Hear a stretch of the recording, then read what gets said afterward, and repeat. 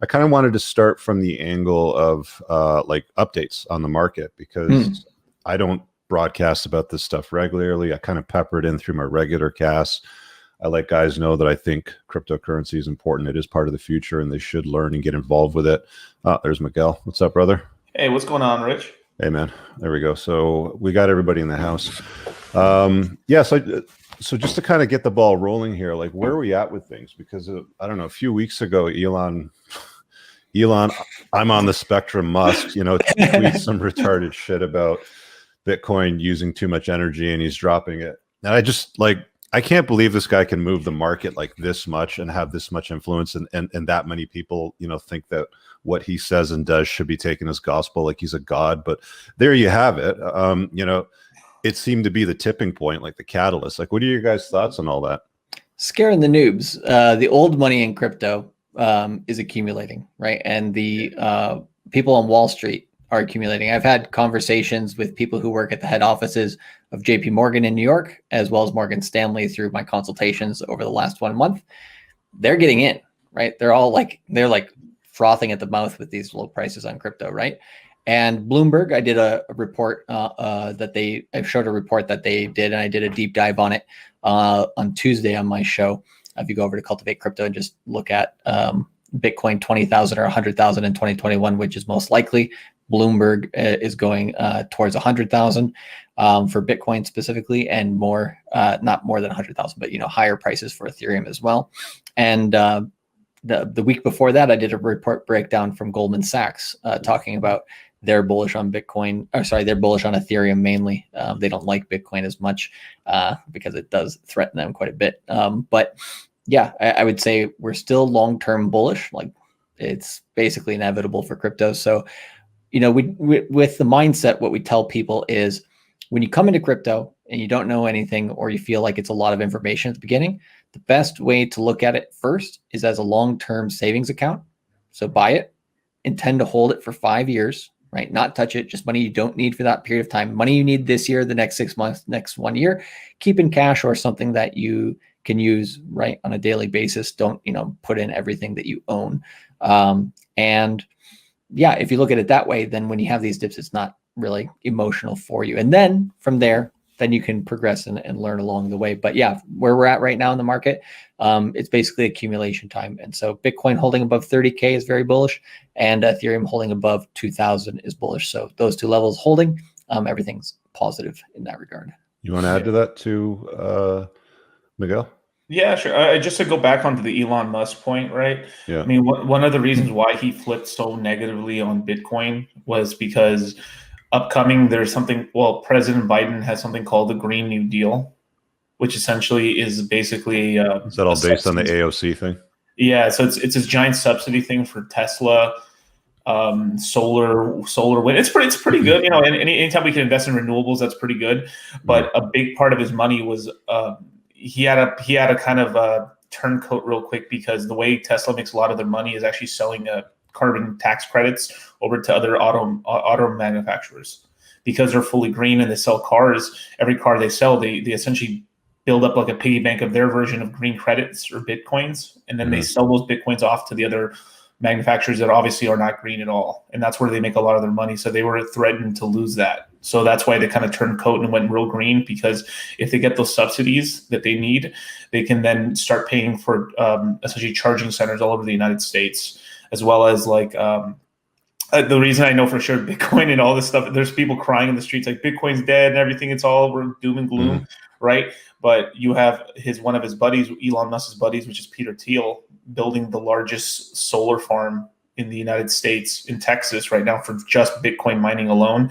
And that's one of the recipients that are going to be receiving those tax credits for Bitcoin mining. You had something like these big players like Celsius just buy $200 million, what's it called, Bitcoin mining operations here in the States as well. So the Bitcoin mining sector in the United States is actually just getting started right now. So this is not over. Not even. We got El Salvador talking about mining Bitcoin with volcanoes now. I love it. Which is cool as hell, right? Yeah. Well, they know how to do it. Making Bitcoin with volcanoes. Renewable energy, right? And 76% of Bitcoin miners right now are run on renewable energy. Yeah. So I mean, Yeah, people with that argument, it just I didn't didn't do the really research. buy the whole, hype around it. I was like, oh, awesome, it's on sale, let's buy more. Exactly. And that's what I did. I just stacked more in the bags as it kind of went down. I even used the Lending B2X program, which I know you can't get in the US, but there's parts of the world that you can get it as well. And just stacked up there with some other stuff too. So I'm still super bullish. I mean, I was actually concerned at one point that it might go below 30,000, but it doesn't look like it's going that way anymore now. It looks like it's up on the climb. It's at 37,408 as I speak right now.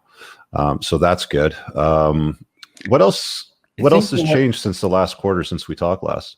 I think one thing which was interesting, right? Looking at DeFi and looking at the amount of yield you can get. I remember when you put this, I think you put the link for this channel or for this stream up a while back, and I saw you take a screenshot of. I quoted the Vesper yield. It was at like 1,000% during that day, and there were some guys freaking out, like, "Oh, it's a snake oil salesman scam," blah blah blah. It's like, no, dude, it's actually at that rate at that time.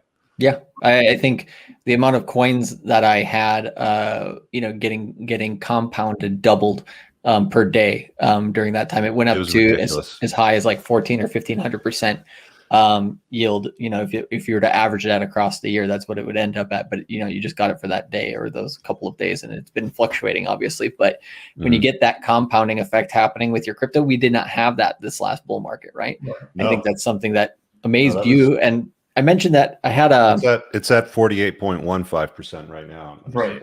Yeah, exactly. It does have wild fluctions, but I mean, getting a 40% yield on something is, I mean, all crazy in and of itself, right? It's nothing you can get at a bank. And I think I even mentioned this to an ex-hedge fund manager that I met. Me and John met him here at the Tokyo American Club in Tokyo the other day. And I basically told that to him a little bit about the percentage that we were making on that. And he was just like, "Are you freaking kidding me?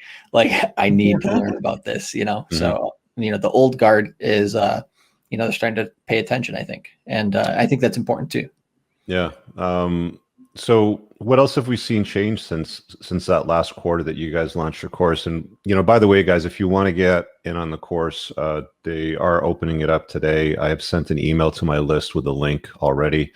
It's also in the description here. I'll just drop it in live chat as well if you want to grab in.